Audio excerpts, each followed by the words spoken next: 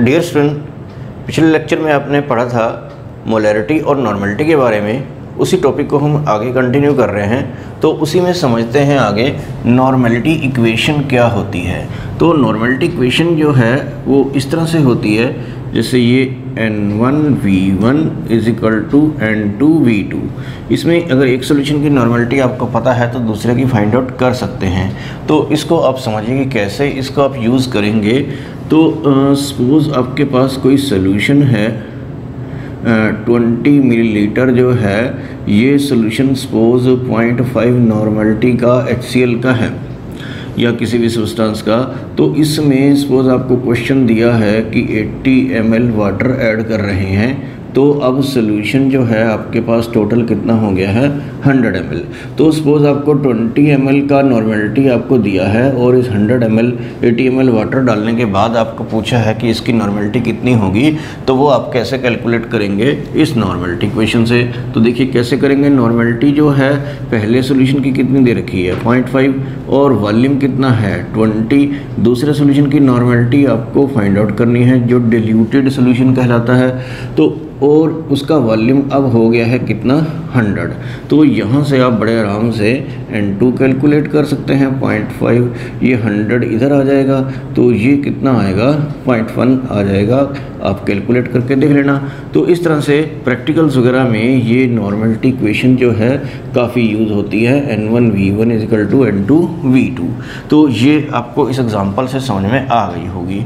तो जैसे normality equation होती है, कभी कभी हम वैसे ही मोलैरिटी इक्वेशन भी यूज़ करते हैं। तो मोलैरिटी इक्वेशन भी ऐसे ही होती है, M1V1 = M2V2। लेकिन आप उसमें देखेंगे कि यहाँ पर ये number of moles of first and second reactant, जब कोई रिएक्शन होती है तो उसमें कितने मोल्स रिएक्ट कर रहे होते हैं, तो उससे हम डिवाइड भी करते हैं। हालांकि +1 में अक्सर हम ये यूज़ नहीं करते ताकि इस तरह की कोई प्रॉब्लम ना हो, लेकिन फिर भी मैं आपको इसका मतलब बता देता हूँ। जैसे आपने ये रिएक्शन पढ़ी है HCl + NaOH, acid plus base = क्या है सॉल्ट प्लस वाटर। तो यहाँ पर इस प्रोसेस को क्या बोलते हैं न्यूट्रलाइजेशन। अगर आप एसिड HCl की बजाय क्या ले लेते हैं H2SO4 ले लेते हैं, तो फिर यहाँ पर NaOH जो है आपको 2 लेना पड़ता है, क्योंकि ये 2H देता है, तो इससे भी हमें 2OH चाहिए। तो यहाँ पर जो बनता है वो Na2SO4 + 2H2O। तो ये number of moles of first reactant और ये number of moles of second reactant, तो इसमें डिवाइड करना पड़ता है। लेकिन अगर ये वाली इक्वेशन हो तो डिवाइड नहीं करना पड़ता, क्योंकि इसका ये 1 पॉजिटिव H पॉजिटिव देता है और ये एक ही OH देता है, तो इसमें कहीं कोई डिवाइड करने की कोई प्रॉब्लम नहीं है। तो ये इस केस में मोलैरिटी में इस तरह से यहाँ पर हमें number of moles of first and second reactant से डिवाइड करना पड़ता है। लेकिन आप ये पूछ सकते हैं कि नॉर्मेलिटी में ऐसी कोई प्रॉब्लम नहीं थी, चाहे एसिड ये वाला हो चाहे ये वाला हो। वहाँ पर आपने देखा था कि नॉर्मेलिटी में मॉलिक्यूलर मास की जगह पर क्या यूज़ होता है इक्विवेलेंट मास। और आपको याद है H2SO4 का मॉलिक्यूलर मास हम लेते थे 98 और इक्विवेलेंट मास उसका कितना था 49। तो उसमें पहले से ही 1H के कोरस्पॉन्डिंग, मतलब कि इक्विवेलेंट मास यूज़ कर रखा है, वो पहले से ही डिवाइडेड है। इसलिए नॉर्मेलिटी इक्वेशन में हमें कहीं कोई डिवाइड करने की ज़रूरत नहीं पड़ती है। तो ये नॉर्मेलिटी इक्वेशन जो है आपको ठीक से समझ लेनी है। तो आगे देखते हैं नॉर्मेलिटी ऑफ ए मिक्सचर। तो आपको 2 सॉल्यूशंस दिए हैं, दोनों की अलग अलग नॉर्मेलिटी है। तो उसको मिक्स करने के बाद जो सॉल्यूशन बनेगा तो उसकी नॉर्मेलिटी क्या होगी, तो वो कैसे कैलकुलेट करेंगे। तो ये देखिए फार्मूला क्या है, N1V1 + N2V2 = N3V1 + V2। तो इसको भी आप एक एग्जांपल से समझिए कि सपोज़ आपको ये 20 ml HCl का सोल्यूशन दे रखा है 0.5 नॉर्मेलिटी का, और इसमें आपको दूसरा सोल्यूशन मिक्स किया है 80 ml ऑफ 0.1 नॉर्मेलिटी का HCl। तो ध्यान रखना है कि एसिड में आपको बेस नहीं मिलाना है, नहीं तो फिर ये फार्मूला वर्क नहीं करेगा, क्योंकि वो बेस उसको न्यूट्रलाइज कर देता है। तो वही सोल्यूशन अगर आप मिक्स करते हैं तो इस फार्मूले को यूज़ कर सकते हैं। तो देखिए आपको मिक्सचर की नॉर्मेलिटी पूछी है, दोनों को अगर आप मिक्स कर देते हैं तो फर्स्ट सोल्यूशन की नॉर्मेलिटी जो है वो कितनी है 0.5 और फर्स्ट सोल्यूशन का वॉल्यूम कितना है 20 ml, और दूसरे सॉल्यूशन की नॉर्मेलिटी आपको दी है कितनी 0.1, और वॉल्यूम कितना दिया है उसका 80 ml। तो ये आएगी मिक्सचर की नॉर्मेलिटी, और ये है मिक्सचर का वॉल्यूम, पहला वॉल्यूम और ये दूसरा वॉल्यूम। तो यहाँ से आप N3 बड़ा इजीली कैलकुलेट कर सकते हैं। इसको डिवाइड कर देंगे किससे, ये 20 + 80 जो है वो कितना है 100 है। तो इसको आप कैलकुलेट कर लेना, तो ये मिक्सचर की नॉर्मेलिटी आ जाएगी। तो ऐसे मिक्सचर की नॉर्मेलिटी फाइंड आउट करने के लिए ये फार्मूला आप यूज़ करेंगे, और सिमिलरली जो है मोलैरिटी ऑफ ए मिक्सचर के लिए भी आप ये फार्मूला इस तरीके से यूज़ कर सकते हैं। तो स्टूडेंट हम कर रहे थे method of expressing the concentration of solution. तो उसमें आपने फर्स्ट नंबर पर किया था परसेंट, और सेकंड नंबर पे किया था स्ट्रेंथ जिसकी डेफिनेशन की थी, और फिर आपने किया था मोलैरिटी, और फोर्थ नंबर पर आपने किया था नॉर्मेलिटी। और उसके बाद आपने नॉर्मेलिटी और मोलैरिटी में रिलेशन पढ़ा था, और नॉर्मेलिटी इक्वेशन, मोलैरिटी इक्वेशन वगैरह ये सब हमने अभी की हैं। तो इसी टॉपिक को आगे कंटिन्यू करते हुए हम आगे को डेफिनेशन करते हैं, वो है मोलैरिटी की। तो मोलैरिटी की डेफिनेशन क्या है, it is defined as the number of moles of solute dissolved in 1 kg कितना होता है 1000 ग्राम ऑफ सॉल्वेंट। तो ये डेफिनेशन मोलैरिटी से कैसे डिफरेंट है, एक तो ये समझिए, मोलैरिटी को हम कैपिटल M से रिप्रेजेंट करते थे, इसको स्मॉल m से रिप्रेजेंट करेंगे। नंबर ऑफ मोल्स वही है, सॉल्यूट का लेने हैं, और डिसॉल्व्ड इन 1 kg, एक तो वहाँ पर 1000 मिलीलीटर होता था, यहाँ पर 1000 ग्राम है, और वहाँ पर सोल्यूशन लिया था 1 लीटर मतलब 1000 ml, और यहाँ पर सॉल्वेंट अलग से 1 kg मीन्स 1000 ग्राम है। तो इसका फार्मूला क्या बनेगा वो देखिए, मोलैरिटी जो है वो क्या होगा, number of moles of solute,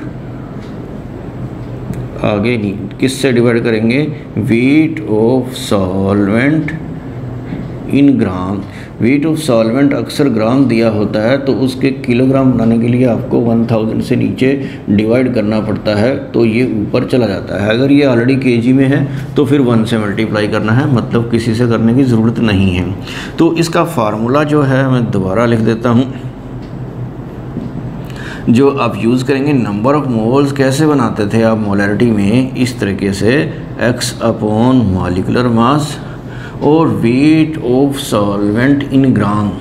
ग्राम के किलोग्राम बनाने के लिए यहाँ पर क्या लगाना पड़ेगा 1000। तो मोलैरिटी के लिए ये फार्मूला आपको लर्न कर लेना है। कई बुक्स में ये फार्मूला ऐसे भी लिखा होता है, ये इस तरह से W2/M2 W1 1000। ये 2 जो है वो सॉल्यूट के लिए है और 1 जो है वो सॉल्वेंट के लिए है। ये मॉलिक्यूलर मास ऑफ सॉल्यूट है और ये है वेट ऑफ सॉल्वेंट इन ग्राम। तो यहाँ पर आपको एक बात और नोटिस करनी है कि कभी कभी वॉल्यूम दिया होता है सोल्यूशन का, जैसा कि मोलैरिटी में दिया होता है। तो वॉल्यूम का आपको क्या करना है, वॉल्यूम इसमें मोलैरिटी फाइंड आउट करने के लिए यूज़ नहीं कर सकते हैं। तो उसमें क्या करना है, आपको डेंसिटी वाला कंसेप्ट दिमाग में रखना है। डेंसिटी क्या होती है, मास अपॉन वॉल्यूम। तो मास कैसे निकलेगा, वॉल्यूम इनटू डेंसिटी। तो जो भी वॉल्यूम दिया है और डेंसिटी दी है उसको मल्टीप्लाई करके आपके पास क्या आएगा, मास आएगा। लेकिन ये जो मास आता है इस केस में this is mass of solution, और उसमें से आपको ये सॉल्यूट का मास माइनस करके फिर आपके पास आएगा मास ऑफ सॉल्वेंट। तो वो यहाँ पुट करना है। तो न्यूमेरिकल्स में इन खास बातों का आपको ध्यान में रखना है। तो ये जो मोलैरिटी है इसका मैं एक एग्जांपल दे देता हूँ आपको। तो मोलैरिटी फाइंड आउट करने के लिए एक एग्जांपल ले लेते हैं। फॉर एग्जांपल ये है 36 ग्राम ऑफ ग्लूकोज। ग्लूकोज का मॉलिक्यूलर फार्मूला क्या है, C6H12O6 dissolved in 500 gram of water. तो इसका क्वेश्चन है कि इसका आप मोलैलिटी फाइंड आउट कीजिए। फाइंड द मोलैलिटी ऑफ इस 36 gram of glucose solution dissolved in 500 gram of water. तो आपको ध्यान क्या रखना है कि यहाँ पे कहीं सोल्यूशन का मास तो नहीं दिया है। अगर बाई चांस सोल्यूशन का दिया होता है तो उसमें से सॉल्यूट का माइनस करके आपको सॉल्वेंट का फाइंड आउट कर लेना है। तो मोलैलिटी के लिए फार्मूला क्या था जो आपने अभी भी लर्न किया था, x अपॉन मॉलिक्यूलर मास, ये नंबर ऑफ मोल्स बन जाएंगे, और ये है वेट ऑफ सॉल्वेंट इनटू 1000। ये वेट ऑफ सॉल्वेंट ग्राम में होना चाहिए। तो मोलैलिटी कैसे निकलेगी, ये 36, और ग्लूकोज का मॉलिक्यूलर मास आपको याद ही होगा वो कितना होता है 180, और वेट ऑफ सॉल्वेंट जो है वो 500, और ये कितना हुआ 1000। तो ये आप कैलकुलेट करके देख लेना, शायद ये आ जाएगा इस तरह से 0.4। तो मोलैलिटी जो होती है वो क्या स्मॉल m से रिप्रेजेंट करते हैं। तो ऐसे आप सोल्यूशन की मोलैलिटी फाइंड आउट कर सकते हैं। तो आगे एक और डेफिनेशन करते हैं, ये है मोल फ्रैक्शन। तो मोल फ्रैक्शन जो है इसको आपको समझना है। मोल फ्रैक्शन सॉल्यूट का भी होता है और सॉल्वेंट का भी होता है। तो मोल फ्रैक्शन का पहले डेफिनेशन देख लेते हैं, फिर उसका मतलब समझेंगे। It is defined as the ratio of number of moles of one component to the total number of moles of all the components present in the solution। इसका मतलब क्या हुआ कि number of moles of one component suppose solute है, और उसको total number of moles of all the components. ज़्यादातर solution में आपको पता है कि टू ही कंपोनेंट होते हैं, एक सॉल्यूट होता है एक सॉल्वेंट होता है। तो उस दोनों के कंपोनेंट दोनों के नंबर ऑफ मोल से आपको डिवाइड करना है, जिसके भी आपको मोल फ्रैक्शन निकालने हैं। तो मोल फ्रैक्शन मैंने बताया कि सॉल्यूट का भी निकालना होता है और सॉल्वेंट का भी निकालना होता है। तो आप इसको ऐसे समझ सकते हैं, if N1 and N2 are the number of moles of solvent and solute respectively। Suppose N1 तो है number of moles of solvent और N2 number of moles of solute हैं। तो आप इसको कैसे फाइंड आउट करेंगे, देखिए मोल फ्रैक्शन ऑफ, सपोज आपको सॉल्वेंट का निकालना है पहले। तो सॉल्वेंट के मोल फ्रैक्शन को हम रिप्रेजेंट कर लेते हैं x1 से। तो क्या बताया था मैंने, ratio of number of moles of that component to the total number of moles of all the component. मतलब इसके नंबर ऑफ मोल्स लेने हैं आपको, जिसके मोल फ्रैक्शन निकालने हैं, और डिवाइड किससे करना है, दोनों के नंबर ऑफ मोल से। तो दोनों के नंबर ऑफ मोल से आपको डिवाइड कर देना है। अभी आपको ये करना है, अगर mole fraction of solute find out करना है तो उसको हम x2 से रिप्रेजेंट कर लेते हैं। तो जिसका मोल फ्रैक्शन निकालना है उसी के नंबर ऑफ मोल्स को टोटल नंबर ऑफ मोल से डिवाइड करना है। तो अगर आपके पास 3 कंपोनेंट हैं तो तीसरे के नंबर ऑफ मोल से भी आपको डिवाइड कर देना है। एक बात आपको यहाँ पे और लर्न करनी है कि x1 और x2 जो होता है हमेशा ही क्या होता है, 1 होता है। तो इसको हम किसी एग्जांपल से समझ लेंगे। तो ये आपको डेफिनेशन देख लेनी है, it is the ratio of the number of moles of one component to the total number of moles of all the component present in the solution. तो ये थी इसकी डेफिनेशन, और इसका हम कैलकुलेट करते हैं एक एग्जांपल लेकर। तो हम इसका एक एग्जांपल लेते हैं। If 6 moles of water and 4 moles of alcohol are mixed। तो सपोज ये सॉल्वेंट है और वो सॉल्यूट है, तो आपको दोनों के मोल फ्रैक्शन निकालने हैं। तो मोल फ्रैक्शन सपोज आप निकालते हैं पहले वाटर के। मोल फ्रैक्शन ऑफ वाटर जो है ये इसको हम x1 से रिप्रेजेंट कर लेते हैं। तो इसमें ये जो है N1 तो क्या हो गया 6 नंबर ऑफ मोल्स हो गए, और N2 जो सॉल्यूट के हैं वो सपोज 4 मोल्स हैं। तो x1 क्या होगा N1 divided by N1 plus N2। तो ये बहुत इजी है, N1 कितना है 6, और ये 6 + 4 6/10 हो जाएगा। तो ये कितना आएगा 0.6 आएगा मोल फ्रैक्शन। इसका कोई यूनिट नहीं होता क्योंकि ये रेशो है। और आगे आप निकालते हैं मोल फ्रैक्शन ऑफ अल्कोहल, तो वो हम किससे रिप्रेजेंट करेंगे x2 से। तो x2 किसके इक्वल होगा N2 divided by N1 plus N2। तो ये नंबर ऑफ मोल्स अल्कोहल के कितने हैं 4, और इसको टोटल किससे डिवाइड करना है 6 + 4 से, जो टोटल नंबर ऑफ मोल है। तो ये 4/10 आएगा, तो ये 0.4 आएगा। तो यहाँ पे आप देख रहे हैं कि x1 और x2 का सम जो है वो कितना आएगा 1 आ रहा है, वो हर केस में आएगा ही आएगा। तो ये था मोल फ्रैक्शन और उसका ऐसे कैलकुलेट करना। लेकिन कभी कभी ये नंबर ऑफ मोल्स दिए नहीं होते हैं, तो वो आपको नंबर ऑफ मोल्स बनाने पड़ते हैं। नंबर ऑफ मोल्स अगर आपको सॉल्वेंट के लिखने हैं तो उसका वेट को उसको मॉलिक्यूलर मास से डिवाइड कीजिए, और number of moles of solute अगर आपको फाइंड आउट करना है तो सॉल्यूट का वेट लीजिए और फिर उसको उसके मॉलिक्यूलर मास से डिवाइड कीजिए। तो पहले number of moles find out करने के बाद ही आप मोल फ्रैक्शन कैलकुलेट कर सकते हैं। तो आगे एक और डेफिनेशन देखते हैं पार्ट्स पर मिलियन। तो इसको शॉर्ट में हम लिखेंगे ppm। तो ppm कब यूज़ होता है पहले तो ये आपको पता होना चाहिए, when very small amount of solute is present in large amount of solvent. तो बहुत ज़्यादा सॉल्वेंट में जब बहुत थोड़ा सॉल्यूट प्रेजेंट होता है तो उस केस में हम ये ppm यूज़ करते हैं। तो ppm जो है मिलियन में देखा जाता है। मिलियन कितना होता है 10⁶। तो इसकी डेफिनेशन कर लेते हैं पहले। It is the mass of solute present in 1 million parts by mass of solution। तो मिलियन में जैसे परसेंटेज 100 में देखते हैं तो ये आपको मिलियन में देखना है। तो इसको हम कैसे कैलकुलेट करेंगे तो वो देख लीजिए, मास ऑफ सॉल्यूशन ले लीजिए, ये मास ऑफ सॉल्यूट हो जाएगा। तो इतने में इतना है और मिलियन में कितना है, तो ये इस फार्मूले से ppm आप कैलकुलेट कर पाएंगे।